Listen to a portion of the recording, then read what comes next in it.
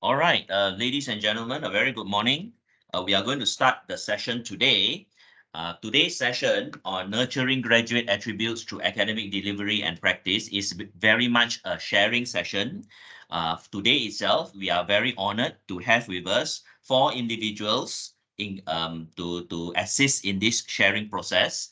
Michelle and myself will coordinate today's whole process itself. It will take roughly an hour and a half to 2 hours. All right. So we are very happy to have with us later Miss Tay Xiao Ling, Dr. Irhanida, Miss Go Ting Ting, and also Miss Kaldip. Coincidentally, four ladies who will share their findings regarding nurturing graduate attributes in such that how they apply graduate attributes and develop graduate attributes in their student through their academic delivery. Okay. Today's session is going to be, as I stressed earlier on, more of a discussion and more of a sharing session. So if you all have any questions, feel free to raise your hands and then we will then allow you to ask the questions itself for the presenters to answer. Okay. So today, as what we stress, of course, it will be very important for me to also speak a little bit pertaining to graduate attributes, just to refresh every one of us to ensure that we still remember those graduate attributes that was informed to us previously. Okay, so I think it is very important, like for me to start it off with a short intro on what graduate attributes are. So as you can see over here, graduate attributes are the quality, skills, and understanding a university community agrees its students should develop during their time with the institution. Now, this is actually taken from Bowen 2000, and by understanding that, you will also relate it. Gabe, is it similar to PLOs? Yes, to a certain extent, it is quite similar to PLOs, where at the end of the day, when the student joins us for a program, a formal program, at the end of the program itself, they should then achieve these graduate attributes. Okay, so what are these graduate attributes? The 6 of them, we will speak about that. So what graduate attributes are aspirational qualities. These are qualities that students aspire to. Aspire means want to achieve, that we aim to progressively develop in students. Now, I highlight the word progressively there because graduate attributes are things where students, during the process of their study, they attain, not in one course, not in 1 year or 1 semester. Graduate attributes are attained during the process itself. It may be very formal, where it is taught, like cognitive skill, or it could be an experience that the student goes through, like teamwork, okay? Like example, communication, teamwork, ethics, lifelong learning. A lot of these are, in a way, process related. Process related means during their course of study, they do assignments, they do presentations, and during that time, they actually attain these teamwork skills that they actually go through, okay? So that is what graduate attributes are. It is progressively, right? So what are these graduate attributes that UOW Malaysia wants to instill in all of their students? So there are actually 6 of them, and they are intellectual competency, number 1, 2, professional acumen, 3, effective communication skill, 4, creative critical thinking and problem solving abilities, 5, entrepreneurial spirit, and 6, global mindset. The reason why these 6 were agreed on as our graduate attributes was a research done by the senior management quite a few years ago, where a key element in respect to our students, our graduates, is the ability for them to find jobs. All right. And finding jobs alone is not just the cognitive skill that the student attain, but also other key elements that will make the students competitive in this environment. So these 6 graduate attributes over here basically instills in the student the required skills for them to be, in a way, competent and competitive where they graduate. Now, ladies and gentlemen, if you look into it, especially for those of you who are academicians, and you look into our MQF, Malaysia's qualifications framework, and then you will find that these are actually very similar to what MQA actually stresses onto us. things such as like cognitive, lifelong learning, digital, numerical skills, and so on. And it relates very well to the 5 clusters. So what I'm trying to say here is our graduate attributes actually complements very well the MQF 5 clusters, which we use that as the basis when we actually set our PLOs. All right, so that is a very key plus point over there. What we are doing versus what the local government is also doing, our federal government at the level of the Ministry of Education, stressing on the requirements of the students are very similar. Okay, are very similar over there. Okay, so as you can see, the graduate, we want to make sure that when the graduate graduates, they are not in a way, not what the industry want. So we want to make sure they are what the industry want, thus the stress on these graduate attributes. Okay, now in every graduate attributes itself, it is a further breakdown. Example, intellectual competency, which is graduate attribute 1. The key element will be demonstrate in-depth knowledge of the discipline for effective decision making. All right, so this is very much knowledge of the discipline. So when we're talking about engineering, so it is, of course, very, very critical that they know engineering knowledge. Okay, that is very critical. No point having good communication skills, ethics, lifelong learning, but zero on engineering knowledge itself. So that is where it is. Hi, Ting Ting. And then for GA2, we have professional acumen. Here, apply knowledge, learn effectively in their professional career, application of knowledge, demonstrate skills of the discipline effectively and professionally, establish a strong understanding of industry requirements, strive for justice, equality, honesty, and integrity, continuously engage in learning new knowledge of the discipline as well as across discipline. So when we talk about professional acumen, it is a growth from intellectual competency. Intellectual competency, the knowledge, basic knowledge over there. Professional acumen is the application of the knowledge in the correct ethical manner that will ensure that these individuals are relevant and ethical for the industry. Okay. 3, effective communication skill. That is also our very, very critical. Express and discuss complex ideas effectively in written and spoken form. Okay, so they must be able to be to get the idea through to the other party in not only written but also in spoken form. All right, utilize various information technologies to communicate. Now, number 2 here is something very critical, especially in today's environment where we use technology to communicate our message through to the other party. All right, GA number 4, creative, critical thinking and problem-solving abilities. To be relevant, not only do you need knowledge of today, but you need to be creative. You need to think for tomorrow also. So this is where it is critical. We want individuals to not only look at today's problem today, but also in a way forecast and understand what are the key, what problems that could arise in the future, and how do we look into it to ensure that when that problem arises, we are able to overcome it. Analyze, assess, and utilize different thinking skills to determine the value of information and ideas, provide solutions to problems effectively, inspire others and work effectively in a team, demonstrate self-awareness and self-reflection towards continuous quality improvement. That is GA4. All right, so this is actually pretty wide over there.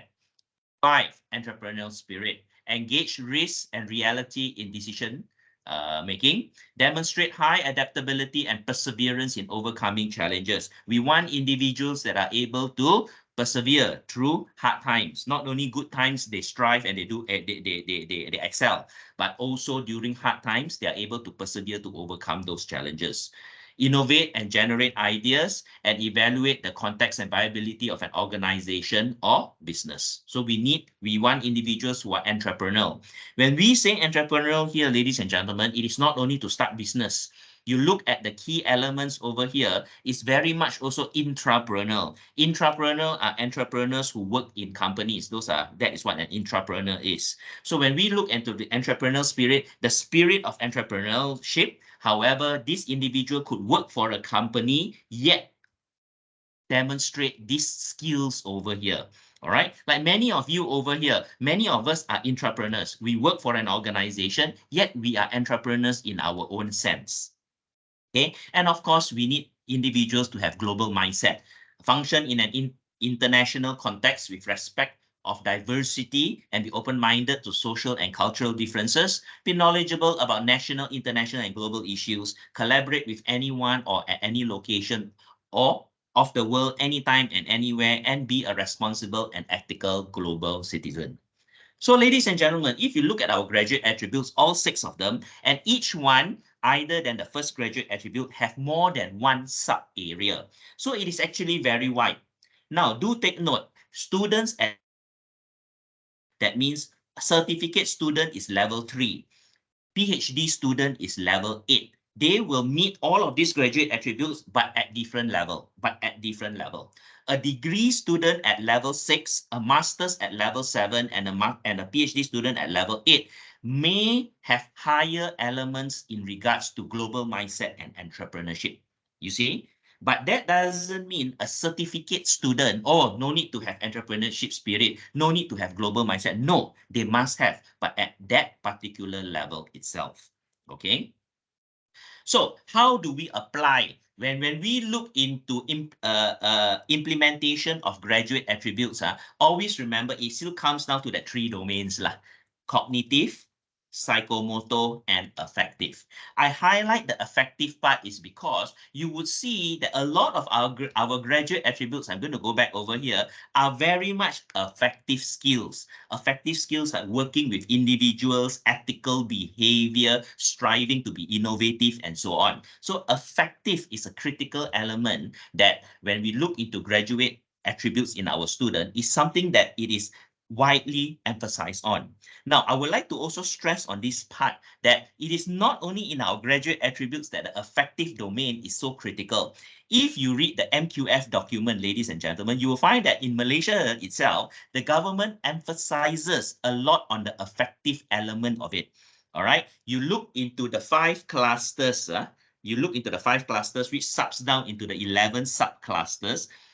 A big majority of them are actually assessed through the effective manner, okay, where there is a big emphasis that not only is knowledge important, the application of knowledge important, but the application of knowledge in the correct manner is important, where the individual does the right thing.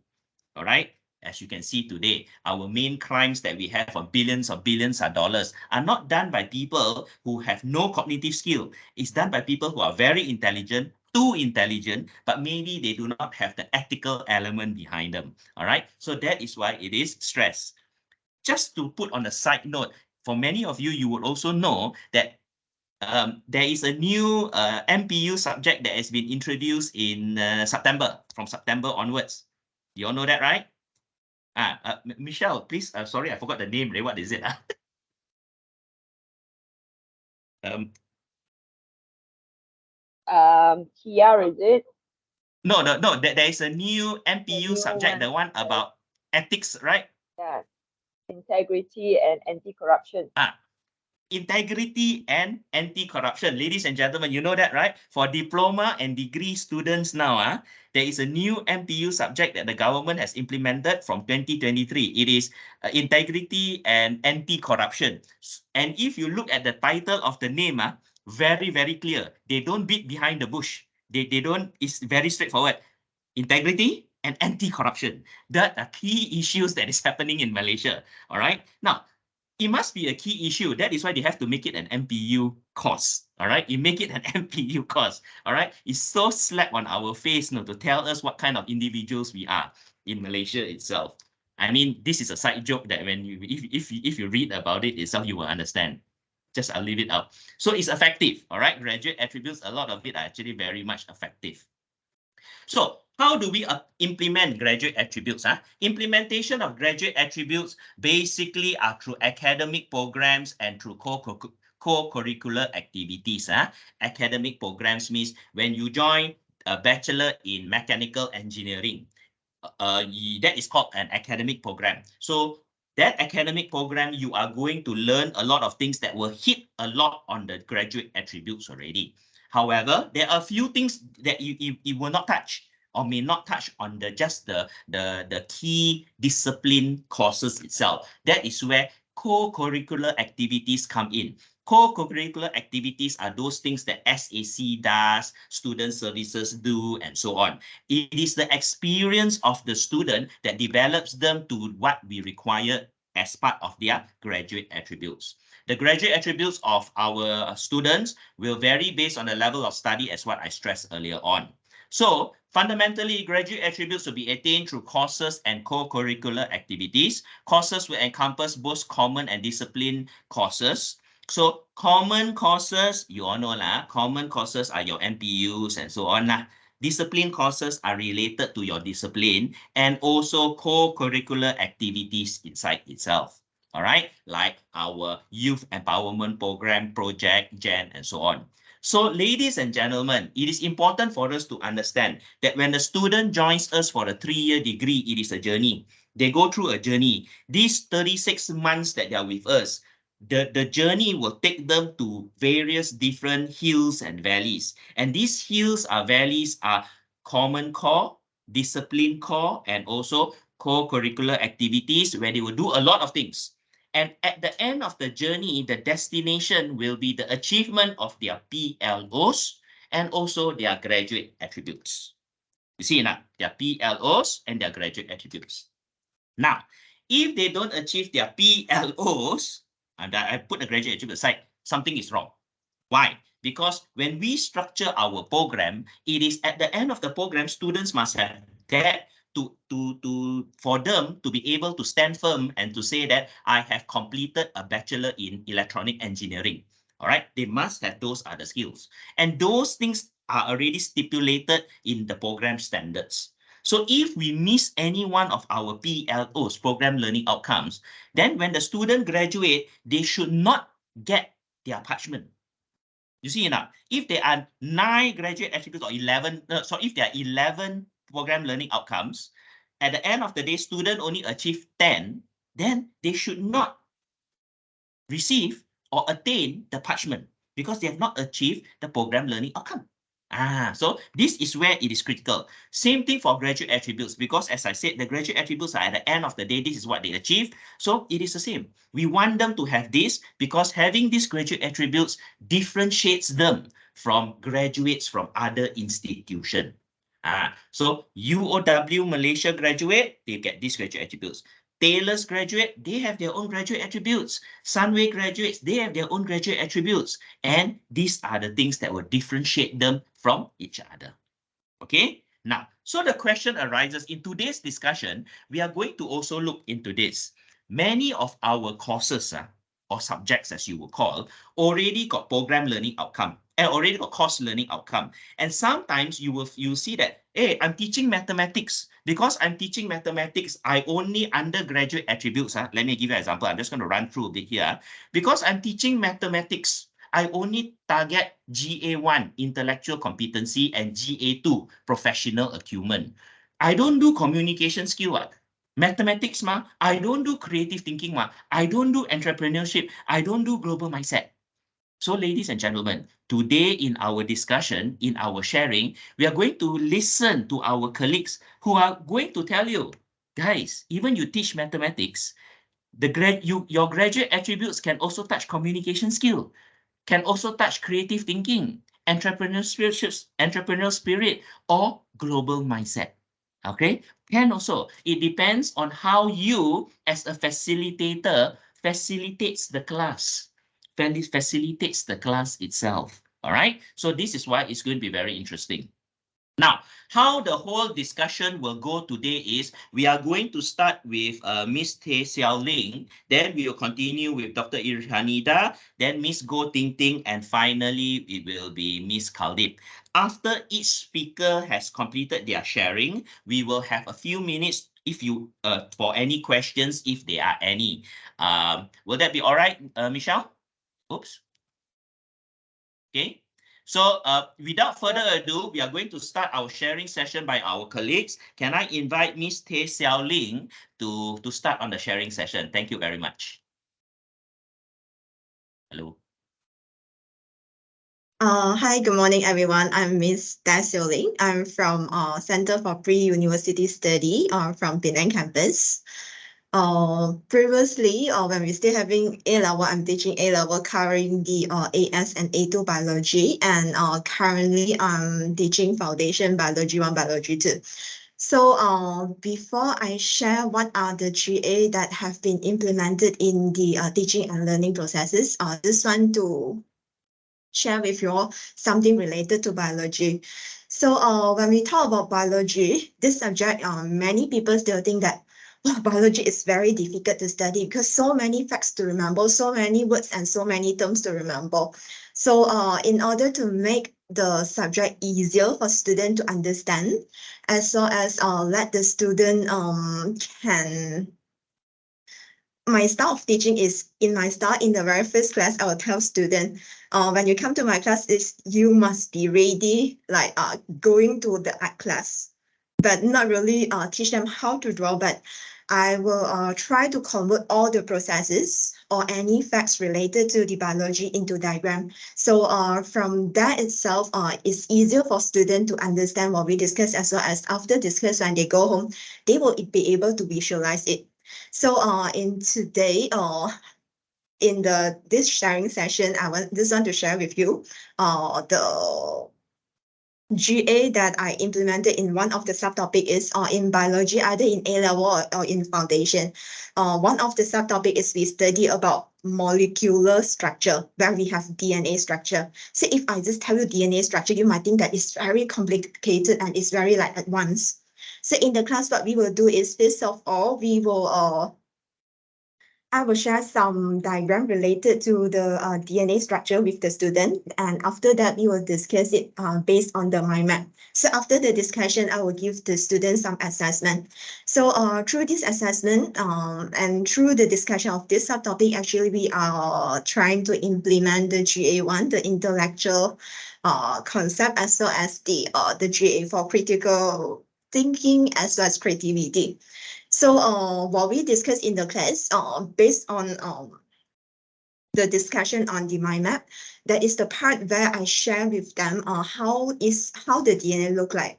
And since in all the living organism, in all of our cells, we have the DNA, so will be good if we understand what actually can be found inside our body. And for the GA4, how I implement the GA4. So after the discussion, I will give the student homework. They will be given 2 weeks time. So what they will do is they will work in a group of 2 people. And they need to discuss with the group member how they are going to build their own 3D model of DNA by using any materials that they can try to get. But I would suggest them to use some recyclable material, or like the Cocoa Crunch cardboard, or the any material that they can get. So after 2 weeks, when they submit their report, so in the report, they have to insert in the picture of their DNA taken together with both the group member. Then at the same time, based on their understanding in the class, they have to write out a paragraph related to the structure of DNA that they understand. So let me share some of the lab report that the student have submitted.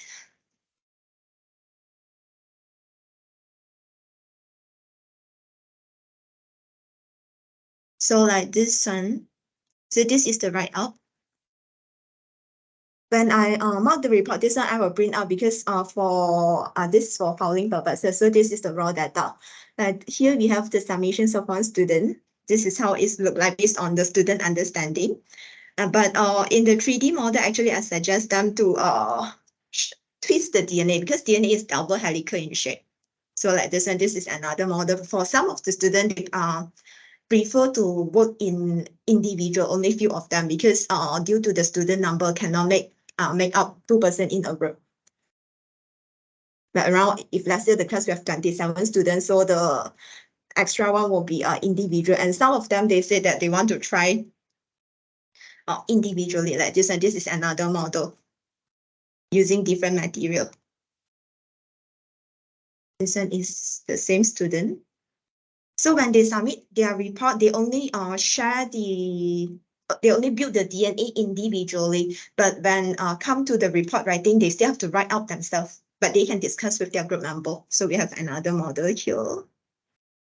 This is another model. This one you can see that the double helix and the both strand of DNA go in anti-parallel direction. So here have another model. Most of them, they are using the paper to fold, but they did add on the color to differentiate the structure. So here have another DNA model. This is one more. So other than assess their understanding through the report submission, when come to the test or the final exam later, I will also ask some questions related to the structure of DNA, where I might ask them to maybe compare how the structure of DNA differs from the structure of RNA and etc.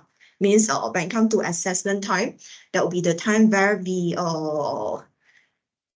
assess how far they understand the subject topic. And the purpose why I asked them to build the DNA is for them to easier for them to visualize, because if you have hands-on experience, you built before, when we go to the topic, immediately we should be able to link to what we have learned. So they, when it comes to the assessment part, can see that most of the students, they don't have any problem to answer the question.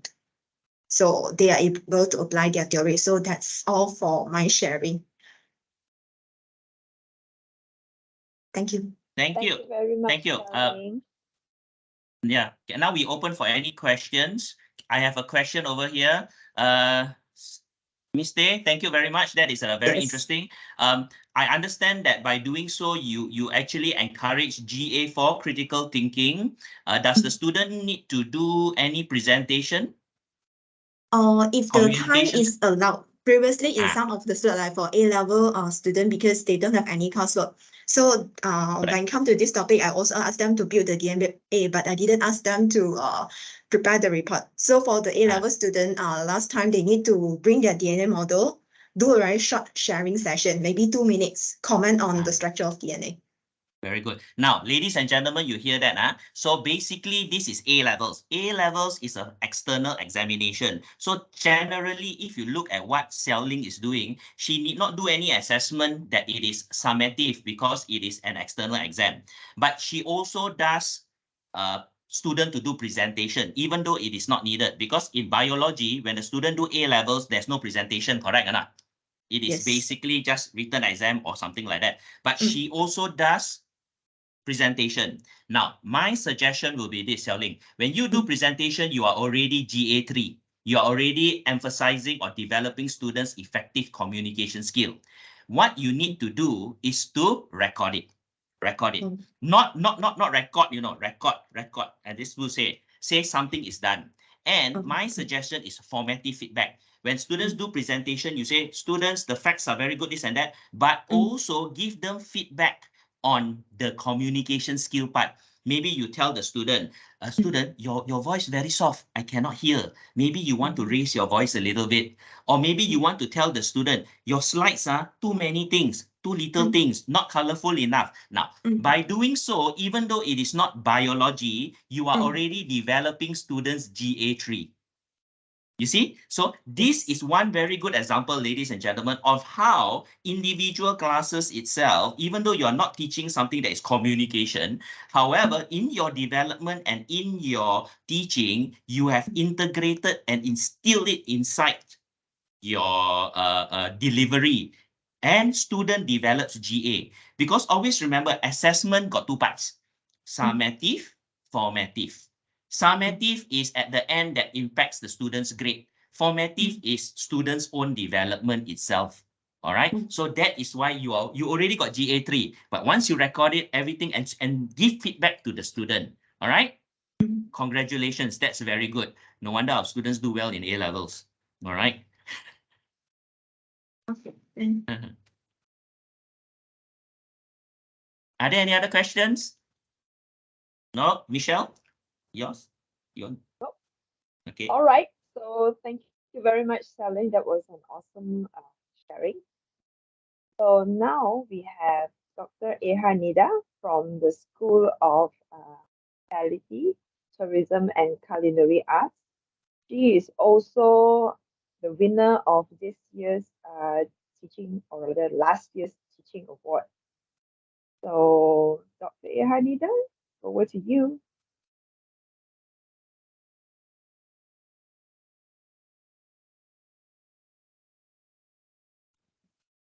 All right. Sorry. Good morning, everyone. Okay, my name is Irhanida and I'm teaching for SHTCA, School of Hospitality, Tourism and Culinary Art in Georgetown campus. And for today's session, I will take one of my courses as an example, which is event planning and leadership. Okay, I'm sharing with you some of my activities that I have done last year, okay, for our school. And that's include one of my courses, which is HTM 30404 Event Planning and Leadership. So how do I nurture graduate attributes in event planning and leadership?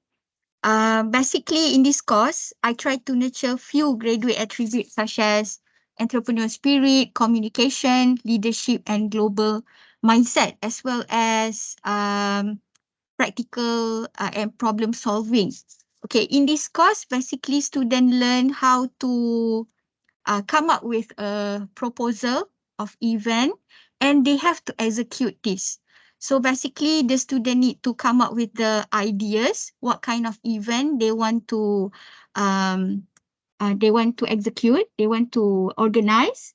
They need to present their proposal, okay, in front of the potential sponsors, where all these sponsors are going to sponsor the fund for the event. And as you know, when students present, they will polish their communication skill. So this is where they learn how to improve and how to communicate with the public, not only with us inside the college, but also to the public, especially to the sponsors that are going to give them money to execute this event. And finally, okay, they have to execute the event, okay, in real life. So when they execute the event, they have to do all the practical thing. Okay, like for example, that you can see in this photo, when they do the live session, they have to do the setup. They have to make sure that they do a good promotion to ensure that the public will view their event, okay, virtually and physically. And they must make sure also that the setup, the program of the event is smooth to ensure that there's no hiccup and people will actually enjoy the event. So in my subject, especially event planning and leadership, I strongly believe that the students are able to enjoy their learning experience through the practical stuff and experiential learning, like that. Other than event planning and leadership, we also have other tourism subject like international tourism development, for example. In international tourism development, normally I will bring students to the site. We collect data, we interview tourism stakeholder, for example, local authority like tourism officers. We interview the stakeholders of that particular area, where the student will gain first-hand experience from there, from the visit. Okay, when they go to the site, they take pictures, they collect the data, they analyze it. Okay, and then they will try to relate this with the global situation, because in the assessment of international tourism development, they need to come out with the tourism layout and tourism proposal. Again, with the proposal that they have to do the presentation. And during this presentation session, I will invite the person that they interviewed earlier to get the feedback, whether or not the proposal that they presented is relevant and up to date. and are able to be marketed in real life. Yes. So in short, that is what I did for my tourism subject. And again, by doing all this method, I try my best to nurture all these graduate attributes. And one of the things that I always feel proud with my student is that when we do event, we manage to get our own profit. For example, the first one that I presented earlier, we managed to get 10,000 ringgit as the profit. And we share this among, I mean, not me, but the student, they share among them. And they bring this money for their trip to Switzerland. And most of my event, the student enjoy it because after they implemented all these techniques, all these learning experience, they get profit. And they, they will try their best to make sure that the event and the subject is success, so that they earn something at the end of the day other than the learning experience itself. Yes. All right. That's all from me. Thank you. Awesome. Thank you, Dr. Eharnida. I think that was awesome. You seem to have strike all the GAs that we have listed there. So here's a question. What kind of challenges have you faced while carrying out all these activities with your students? Oh, okay. That definitely when we run this kind of activities, right? When we deal with outsiders, I need to plan earlier which stakeholder that I want to meet. I want to bring the student to. Sometimes, okay, these officers are too busy, they cannot entertain us, or they feel like we are so busy, we can't meet you, or the sponsor for the case of event subject, maybe the sponsors think that we have too many things to sponsor already, so we can't accept your request. But my student, every time I teach my student that never give up every time all these sponsors or this company reject us, because there are so many ways we can gain our fund, like fundraising. In Georgetown, we always run all these fundraising activities. You see, when we do fundraising, we are developing entrepreneurial skills to them. When they try to promote their items to their friends, to lecturers, they are polishing their communication skill. Other than that, I must say that time, because normally this subject is offered to our final year students, so they are very busy with other subject. And when we try to bring out students to further places that are far from Penang, I really need to make sure that the time is suitable. Okay, great. Thank you so much. Any other questions from the floor? Maybe I'll have just one question, especially on Dr. Eharnida's international tourism, because that is actually one course I used to teach 15 years ago. Especially, Dr. Eharnida, you should go international already. Cambodia lah, Vietnam lah, Yeah. All For right. this subject, we brought our student to Switzerland. Oh, Swiss. I mean, yeah. Switzerland, Bangkok, Singapore. Yes. Yeah, that's good. Itu yang penting. Now, on the matter of that particular international tourism course itself, when you look into global mindset, which is graduate attribute 6, you cover a lot over there. All right. You cover international context with respect to diversity, open-minded to culture and social differences. You cover knowledgeable about national, international, and global issues. You cover collaborate with anyone on any location of the world, anytime and anywhere. You cover be a responsible and ethical global citizen. Correct? So if you look into graduate attribute 6, it is covered, but it is not recorded because it is not a CLO. All right. So my suggestion will be in your course outline, please record it down manually also can. because when you just want to say that these things were actually covered. GA6 was clearly emphasized during the time when I was in Bangkok.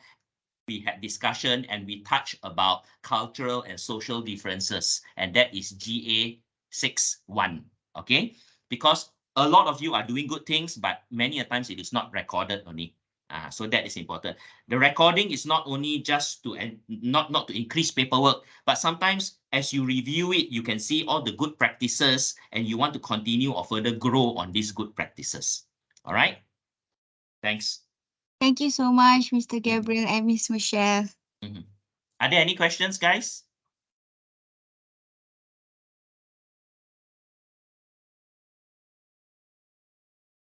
Cannot see.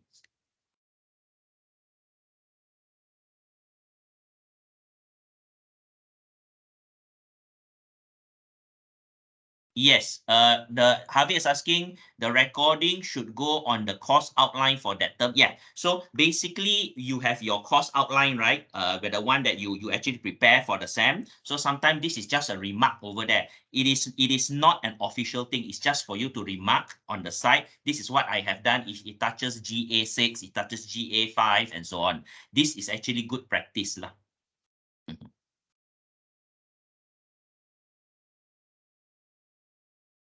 Yeah, yeah. This is not a QA requirement. Take note, this is just good practice, and it is also good for your own development. And it is also so when sometimes you ask, what about the GAs? Do we cover it? Yes, see, our lecturers actually do it. Our lecturers actually do it inside there itself. Okay. So now, for our next individual to share, we have the one and only Miss Goh Ting Ting, who will share something very unique in regards to the engineering school itself.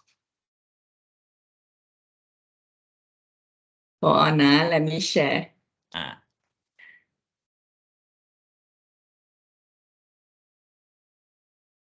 Can you all see? Boleh. Can. Boleh, yeah? So it's very important that it is not a requirement from QA. But for School of Engineering, we have a little bit different practice here. So all these graduate attributes actually very similar to what has been stated in Engineering Accreditation Council Handbook, which are all our program must accredited by this EAC, Engineering Accreditation Council. So they have the handbook, and then they would specifically ask us to meet all their requirements there. So the difference between MQA and also EAC is EAC would like to see how you map and how you assess individual attributes. So we will do a little bit more when we have all this project and we organize all this event. We need to meet the requirement where we need to have a rubrics, and then we need to map and give some certain points for the students. Yeah, these are the requirements. So I would like to share the approaches, the practices that we are currently implementing in SOE. So in School of Engineering, I would explain in a way of like, on school event, then narrow down to individual subjects, what we have done. So for school event, like we have this one, industrial collaboration project. So this industrial collaboration project is a real world problem that given by industry to our students. So we will invite industry to come in to explain to students their problem, and then students will come up with the solution and present it to this industry. Now, here we actually get the industry to come in, brief the students already. We can also bring the students to the site, to their factory. So students will be happy because they can go out, they can enjoy, and they prefer listen to those manager, engineer, CEO rather than the lecturer. So the requirement given already. So they will start to do their projects, and eventually they will have to present, and the project, the prototype that they have developed will be assessed by the industry. Now, this is the first one. It's a big scale of project. We also have professional development opportunity where we have webinar, workshop, seminar. Now, don't know whether this is lucky or unlucky. School of Engineering, we have 8 adjunct professors. And every semester, Prof. Hon is going to ask us, what's your plan with this 8 adjunct? So these are our plan. We get them to come in to give guest lecture, to have seminar, talk to students. Now, this professional development, we get students to come in, and then after the talk, they will talk about emerging technology, Industrial 4.0, ethic. Then students will have to come up with report, or they have to propose some ideas. Okay, so this is professional development. Now, going narrow down to individual subjects. So individual subjects, we have problem-based learning. So assignment or case study or project will be given to students. And then from there, we will get students to analyze the situation. We will map to this one global mindset. All right. So let's look at some examples. Like industrial collaboration project in year 2000, last year, 2022. Every year we will offer this called capstone project. And capstone project, we will definitely ask the students to work with industry. So last year we get the student to work on Thermasite project in affordable housing project. So this affordable housing project, students are required to use the new material in construction. Means that previously, when they want to, build a house in especially rural area in Sabah, Sarawak, right? They will use timber wood. All this very costly. So the company is actually propose or request our students to use the new new material to replace this wood so that it can reduce the cost. So we use rice husk. Rice husk compress already, make it like a wood, and then in the construction. Then because it is built in rural area, that's why we have to add in sustainability components like renewable energy, solar panel. Now from here, we actually map it to student need to come up with creative idea to solve the problem. So creative thinking, you can see here, creative thinking and problem solving abilities. Now, of course, when you want to build a house, you want to put this one renewable energy, you need to calculate how much energy, what are the electrical appliances that they need to put in the house. So intellectual competency is there as well. Now, when they need to meet the requirement to reduce the cost, to meet the requirement to have this, the rice husk to replace the wood, they also map to this one professional acumen. Yeah, meeting requirement from this one your stakeholder. Now, beside that, in this project as well, at the end of the semester, we will invite those industry to come in and then to assess the students. So we have internal examiner, we have external examiner, we have supervisor. So student will have to present their projects to internal, external, all these examiners. That's why here we map to communication skill. Yeah. And then also, because they want to reduce the cost, so they have to calculate the cost. Like you can see offer price here, 37,000 for basic, 47,000 for 60% solar system. Fully solar system is 55,000. Now, all this will be presented in front of all the students, the stakeholder, the industry as well. So here entrepreneurial spirit is involved. Now, beside this kind of project, this year, we have this one, how to save the world. We want to have sustainability project, hydroponic project, capstone project with like self-sustain, fog collection, water harvesting system. All these we can map to global mindset, because it's not like climate change. It is not happen in Malaysia only. It happened worldwide. So their design will have to think about not only able to implement in Malaysia, but implement in the whole world. Now, this map to global mindset. So capstone project itself, it can map to all these 6 attributes. Now, this is capstone project. Capstone project has no final examination. Their assessment is the project in group or final year project, individual project, that we can map to many, many attributes. Now, beside this industrial collaboration project, we also have professional development, that webinar, conference, seminar. Now, last year, we managed to catch this Professor Gazelle Alici.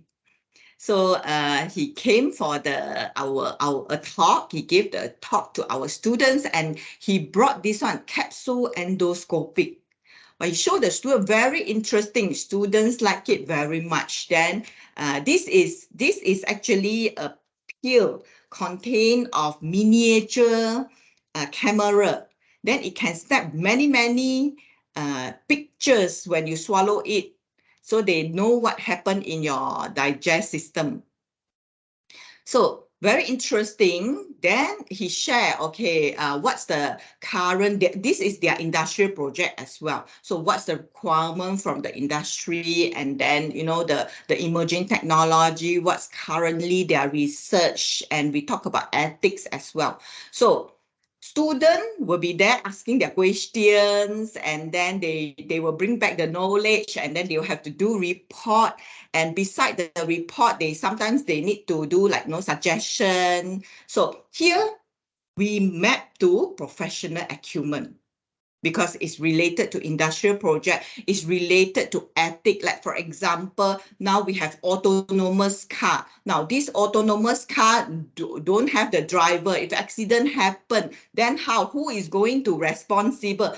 Then student will ask a lot of question on that, because this technology are coming. Okay. This is professional acumen.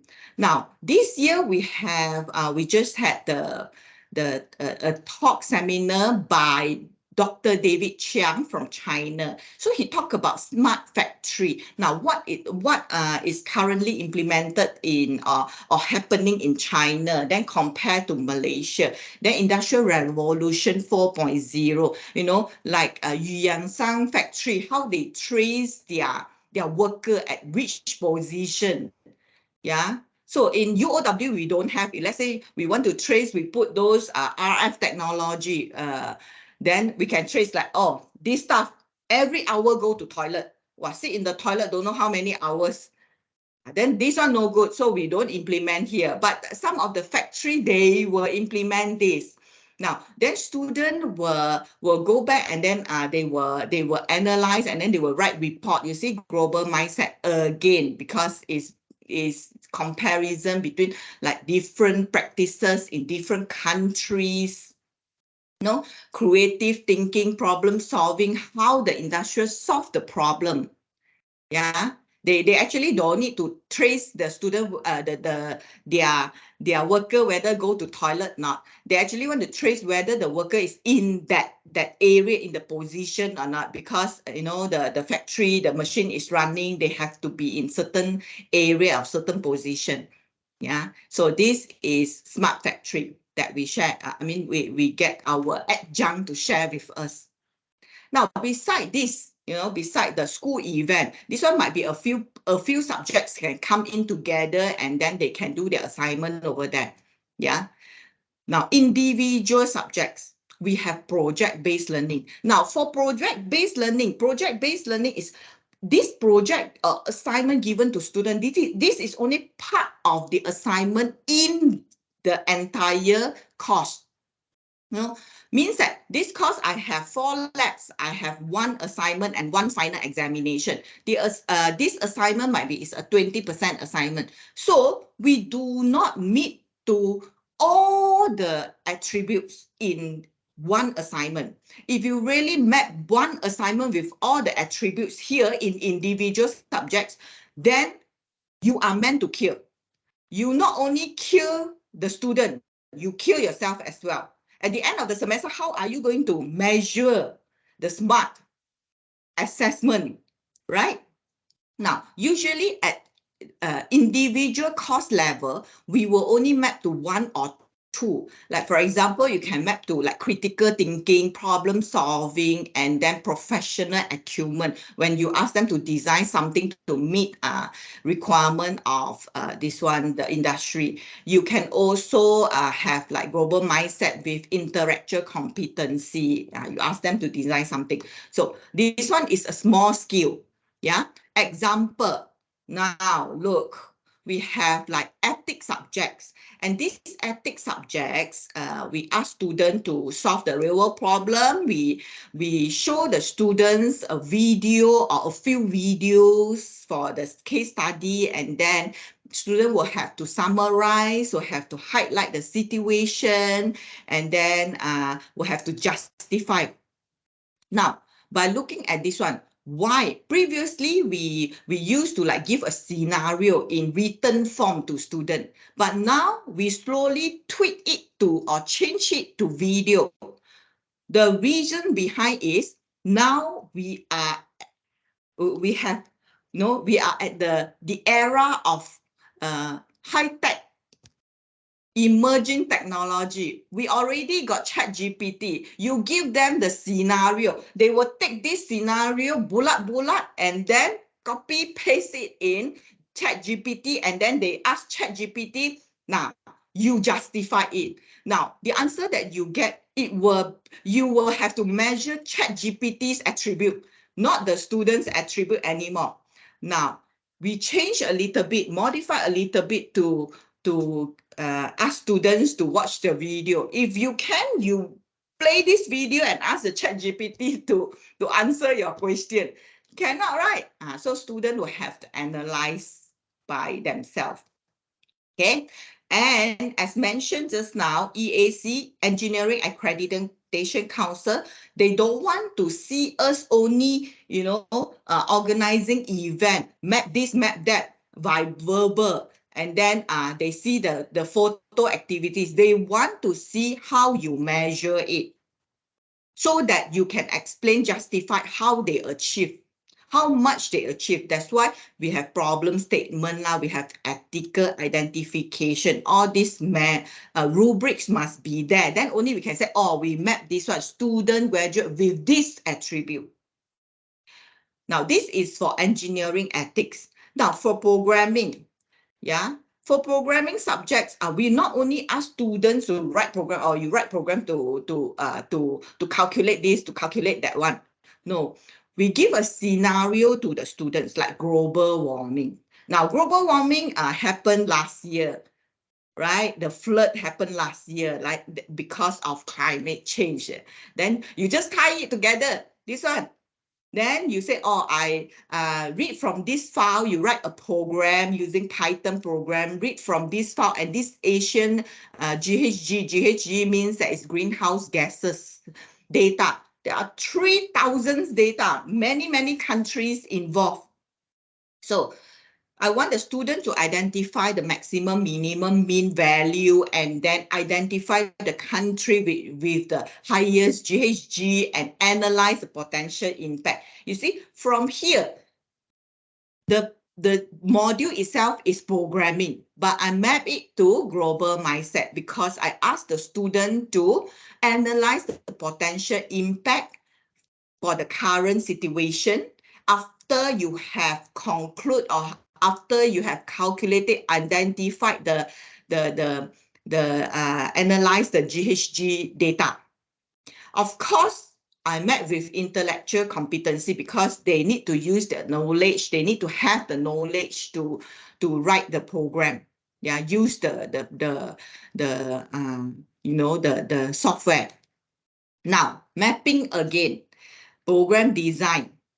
See, so you design, it can be also mapped to like creative thinking, problem solving skill. But again, don't map to all because you are going to kill the student and kill yourself. Then let's say the panel is very strict, MQA panel, EAC panel, they very strict. You say, then you explain how you map it. Then you have a lot to explain because this is only individual subjects and it's a small scale project in one subject. So problem analysis here I map to like global mindset because I want them to know the problem and then they're able to explain the requirement or justify why it's needed, why bring awareness to the student. Basically, it's a small part. You see, 20% is a very small part. Yeah. So from big scale to small scale. This is some of the activities that we met. Some lecturer, they're very creative, especially during the MCO time, you cannot bring the student to industry visit, right? Industrial visit. Then they will find a video, industrial, the video of the factory, run through and then get students like assume like that is industrial visit and then they will have to do report. Well, okay, so that's all for my presentation. This is some of the subjects that we map to this one attribute. Yeah. Thank you, Ting Ting. All. Thank you, Ting Ting. Your sharing is truly enlightening. Basically, that was the reason why we wanted definitely one from engineering to speak because of the engineering board. So ladies and gentlemen, do note engineering is a little bit different compared to the other programs. The other schools, sometimes when we curse and swear pertaining to having MQA over there, engineering board, you multiply that by 3 lah. You multiply that by 3. So they have numerous boards that come in and they come and do checks and audits and so on. But I think that is a blessing because, guys, I don't think you want an engineer or a civil engineer per se who is building a bridge that doesn't meet graduate attributes or doesn't meet PLOs because the bridge is critical on people's safety itself. So engineering, medical, and so on, they have numerous boards which cover all of these elements lah. So it is very true. Ting Ting, your school goes above and beyond. So that is why if you look into the need for graduate attributes achievement, yours is already in a way, when we push it out, I still remember engineering school say, Gabe, we have done it already. Actually, we have it already. All right, because it's required by engineering board. That's nothing new to us. All right. So, but the other schools, you don't worry. What Ting Ting show you those documents doesn't mean you have to follow. That is engineering school. For us, we just have to make sure our record. But it is very, very good practice over there. I like the point pertaining to the programming course that you do and the assessment that you actually have, which also touches on global mindset. It is totally 2 separate worlds. Programming used to be something very dry, something very technical, something that is done on the desk. But when you integrate it, when students think that the outcome is something to look into a more global mindset itself, that is indirectly applying graduate attributes on the normal level. But for your school, it is not indirectly, but directly because you actually need it. But for other schools, if you're doing the same thing, like let's say we have a colleague from computing school now, and you are doing programming and you use examples and you relate those examples on global mindset, for example, that is already touching on GA6. You're already touching on GA6. Even though officially under your CLO, it doesn't touch anything about global mindset, but you're already doing it. So that is what we want to instill. So you see, guys, already 3 examples over here, and you can already clearly see we are actually touching a lot on our graduate attributes only. Only the thing is we don't in a way we don't consciously relate to it, but subconsciously we are already doing it. Okay, Good. Thank you very much. So finally, we have Miss Kaldip to actually share her findings. Miss Kaldip is not able to attend, so I'm going to present on her behalf. All right. She has actually sent me her slides. I highlighted certain key things and I'm going to speak on that. So just give me a second. I will just share over here. Okay. Now, Kaldip, she actually wanted to present on a statistics course, which she teaches under the degree of engineering. So it's also quite similar over there. So how did this come about is Kaldip and I, we had a bit of a discussion also with Ting Ting and her group, and she was thinking about statistics, something very dry. How do we then integrate GA elements into it? So not only did she apply this in the degree of engineering, but she also uses this when she teaches maths for A levels, mathematics for A levels, all right? So basically, if you look into statistics, it is basically emphasizing, you look into the CLO, is technical knowledge and critical thinking. So if you look into the CLO, it's all about cognitive skill, it's all about knowledge base and so on. But what she did is she took things a little bit further. When she wrote this, she put an I also encourage students to develop strong communication skill, as they will likely be involved in presenting findings and working on group activities in the future. Now, this experience will enable them to have effective communication and so on. So she actually got students to present their work. Even in statistics, she got the student, hey, you stand up, present. Why do you think it is like that? So the students will go to the board, the whiteboard, and explain the reason why this goes there, and so on. Indirectly, you are encouraging students to speak up. All right, encouraging communication skills. Number 2, she also emphasized on ethical awareness. How? So moreover, my facilitation method will instill a sense of ethical awareness, as they will make decisions regarding data collection, analysis, and reporting in the future. Many statistics, you collect data, you use data. So ethical awareness, she emphasized it. She said, students, whenever you collect data, it's very important for you to be ethical because of this, because of that. Because when you collect, it is you to tweak it sometimes. Oh yeah, this one, like you're doing research, you need a sample. You're very tired already, you don't reach the sample, you create data on your own. All right. So she actually emphasizes and stresses that onto students itself. So under ethical awareness, this also covers part of a graduate attribute. Then she also emphasized on teamwork. Teamwork in statistics, yes. So what she does is engage in collaboration and project. She asks students to work together. All right, students work together, teamwork, and so on. And then from there, students come out and present. So it's communication and also teamwork elements over there. All right, now you see, statistics, got ethical already, got communication skill, got teamwork, got collaboration, working together. All right. And lastly, she also emphasizes on lifelong learning. She also instilled into the students the importance of lifelong learning. Okay. The learning experience in the statistics course will instill a sense of curiosity and adaptability, encouraging the student to pursue lifelong learning and stay up on the new developments in the field. All right. So what she does is she encourages students, look at this, look at how important statistics is. Look at how statistics is involved in any facet of our life. All right. And this encourages students to don't look at statistics from a cost point of view. You see, many times students see subjects on a cost point of view, but they can now relate statistics into a bigger picture, into the whole aspect of society, how statistics falls into the bigger picture of society. And then it actually encourages that interest. All right. Things such as like mathematics, statistics, to a certain extent, sometimes this, when students look at it on its own, that is where they tend to lose their interest. Statistics is just numbers. But if you relate it to a bigger aspect, to a bigger picture itself. So this is what it encourages. Okay.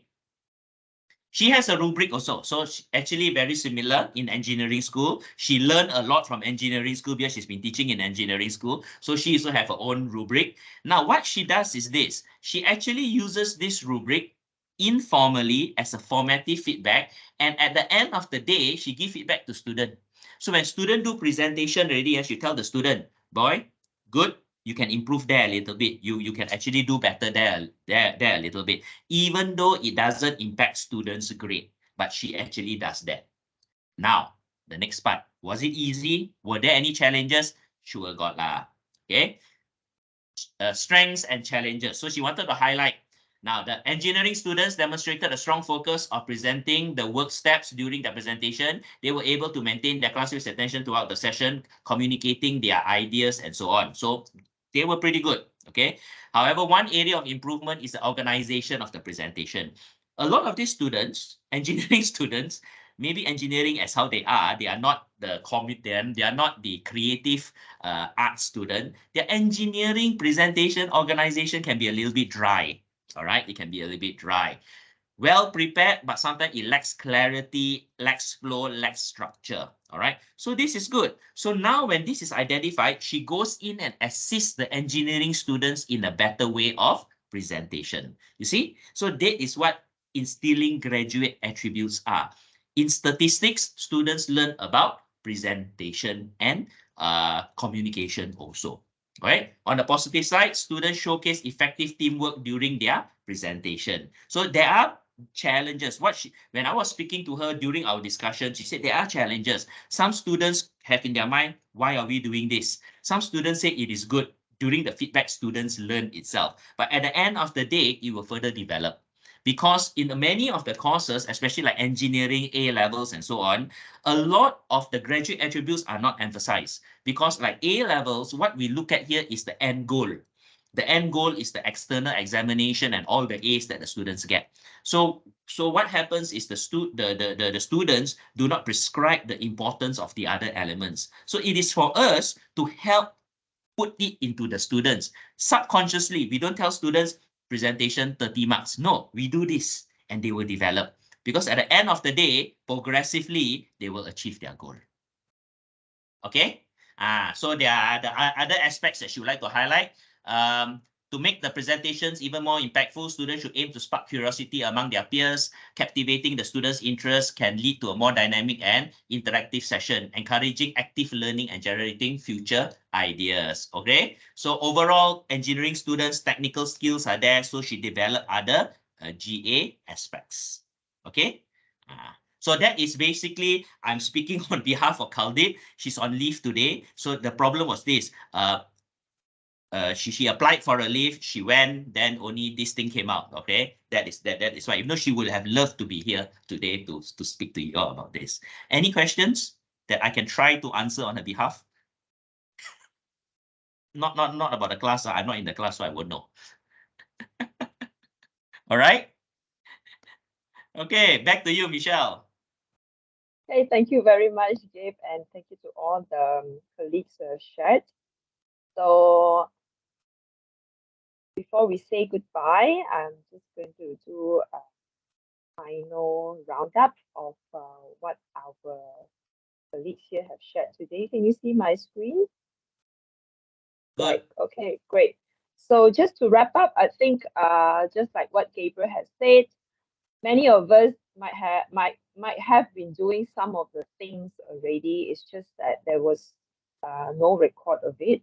So we encourage our colleagues to note it down somewhere, of course, outline especially. To me, it's actually a very good point for reflection at the end of the semester when you look back to see the things that you have done with your students, whether your students are they have grown or not in terms of the knowledge that they got from you, the content, but as a whole, holistically, have we helped them to be better, well equipped for the life challenges they will face when they leave us one day? So at our level here, to me, I feel is not just us delivering the content, because with the way the world is moving, honestly, students can get content from anywhere now. They don't need to come to us. But the most important thing, we should be facilitators, we should be mentors, we should guide them and help them to be better people, better for a better world come. Yeah. So developing the graduate attributes is actually what every one of us should do. Not only leave it to the MPU lecturers or selected few lecturers, but it is something that each and every one of us should play a part to help to enhance their skills so that our students will be future proof. Okay, so to wrap up,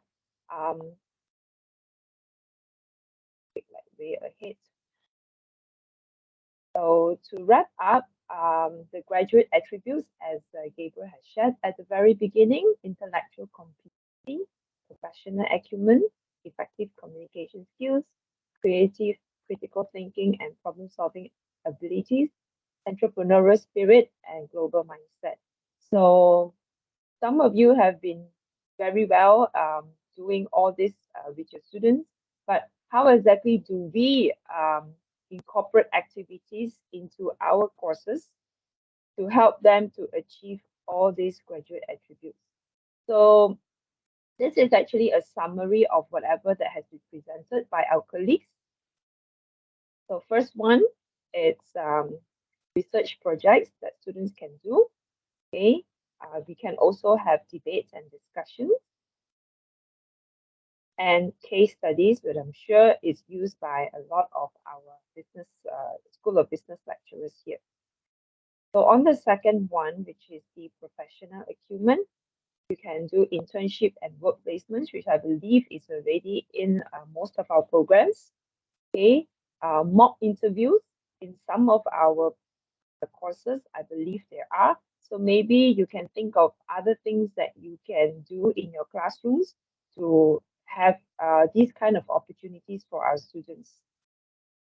Industry guest speakers, although as a whole we do invite various industries guest speakers to come in, but each one of us can also take the initiative to get to know people from the industry and invite them over. All you need to do is to get in touch with your head and tell them that, hey, I think this person from this industry is great to share some experience with our students for whichever courses that you think is good, and then you can have the speaker series then.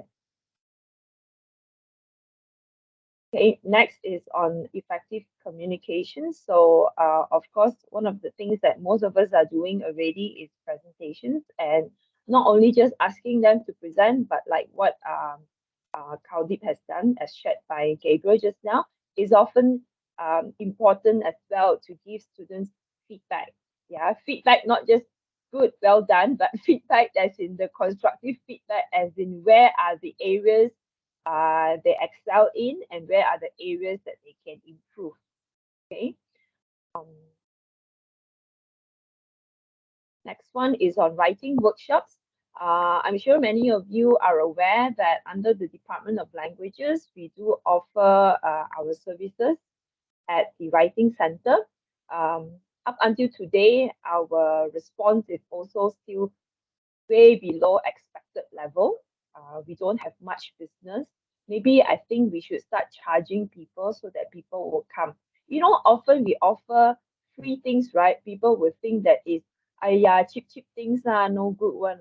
But my dear colleagues, the sessions are actually conducted by the English lecturers. Okay, so do encourage your students to come over to have their work read through, given feedback, and so that they can improve on their clarity and their coherence before they submit their assignments to you. Okay, we can also arrange for online sessions if the students want to. All they need to do is just go on Open Learning, click on the link to book an appointment with us.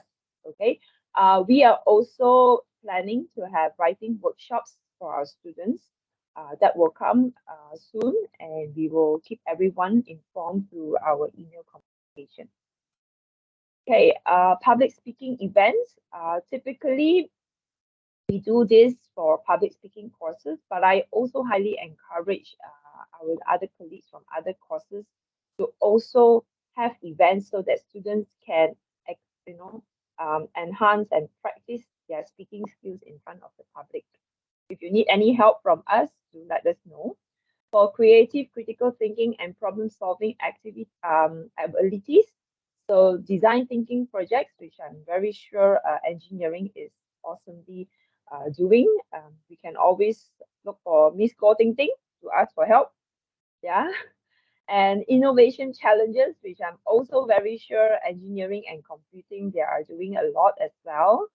Maybe other fields, I'm not sure if anything from the mathematics or biology or chemistry or what else do we have? Nursing can come up with something that is, of this sort where it challenges students in an innovative manner. Role-playing scenarios, this is something that is also very typically used in classrooms. So for those who have not tried it, do think how you can incorporate this in your classroom to enhance students' problem-solving skills. On to the next one, entrepreneurial spirit. We have business plan competitions. I'm also very sure this is done with School of Business, School of Engineering and Computing, as well as the built environment. Startup incubators, also by I have mentioned just now. Entrepreneurship workshops.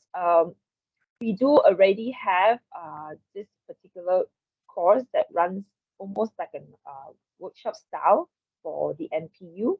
But I also think that in addition to just the NPU courses, perhaps schools can also organize. I'm not asking like just one lecturer to organize one workshop, but I think within the schools, you can actually team up and organize certain entrepreneurship workshops that is really highly relevant to your specific discipline with the relevant stakeholders from your field, your industry. Okay. Right. On the last one is global mindset. We have many sharings just now how creatively they have put in global mindset into the courses. So some of the other things that we can do for our students is to promote study abroad opportunities. I know School of Hospitality, Tourism and Culinary Arts is strongly doing that, but I also encourage other colleagues to do so as well. Recently, I have organized one to Vietnam. Fortunately, well, actually it's the first time I managed to get 28 students. So hopefully, we get more students in future, yeah, to take them to see things outside of Malaysia and to expose them to, other cultures and make them aware of the differences, because really now is borderless. We can work with anyone from anywhere, any time of the day. Cross-cultural projects. I think some of us are doing already with our other entities from Dubai, from Hong Kong and Australia. But I think in addition to that, we can also look into teaming up with universities from other parts of the world like China, Philippines, Indonesia or Thailand, where we get our students to come together from different parts of the world to work on a project.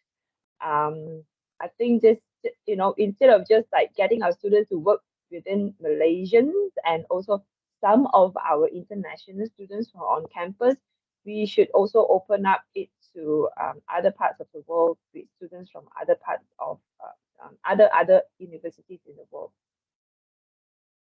Because at the end of the day, that's really the reality of how things are. Okay, and of course, when we do that, then students get a better chance at doing discussions on the global issues that each and everyone is facing. Pollution is pollution everywhere in the world. Locally, what can we do? At the global level, what else can we do? Each and every one of us plays a small part, but at the end of the day, it can come together as a huge impact and a big impact for the world, for us to make a change. All right, so that's all from us. Thank you very much. Do you have any questions? Any questions, ladies and gentlemen? Now, if there are no questions, Michelle, you don't mind letting me do a bit of marketing? As she was talking about the writing stories and so on, there's going to be a very interesting workshop held on 7th of August. That is next week. All right. Totally free, of course, done by our adjunct associate professor Shady Cosgrove from UOW Australia from 1:30 p.m. to 3 p.m. This was already blasted out by Corporate Com a couple of times. I think more than a couple of times, so a few times. Still can click, sign up, click, sign up, click, sign up, come and see and enjoy. All right. How to write stories. All right. With that, if there's nothing from any of you, oh, Michelle, the slides are there. Ladies and gentlemen, Teaching and Learning Center and also Michelle, we are always open. If you need any assistance or we would like to chat pertaining to graduate attributes or whatnot, feel free to drop by. We are ever ready to speak. If there's something that can be done in Penang, I'll be happy to go up to Penang with some of my colleagues also, that we can also do certain things over in Penang also. The general plan is maybe 2 to 3 weeks time, I will have a short trip up to Penang. Okay, so maybe Michelle, we can plan something up over there. All right. With that, thank you. Okay, Michelle, go ahead. Gabriel. Yep, sorry. I just want to add to this thing that Gabriel is sharing here on this workshop. I think all of you have got my forwarded email or email directly from me. It's a little project that we are working on to create a book that will be something of like something that is memorable for each and every one of us, that we also aim to share with our educators, not only within UOW, but also within Malaysia. And I'm not sure, maybe globally as well, if it goes well. So at this workshop, at the end of it, we will be sharing with you regarding the book writing project, which I really do hope that each and every one of you can contribute a little of story, and we can put them in a book, and hopefully it will become a little product that looks something like books my screen is on, something like this. Yeah. That's what I'm hoping for. That will be the end product. But it will not happen if I do not have the support. Okay, so looking forward to it. Thank you very much, everyone. Thank you so much for your time today, and I hope to see you on the 7th of August. Thank you to all those who have shared. Thank you. Bye-bye. Thank you. Bye. Have a good weekend. Thank you. Bye-bye.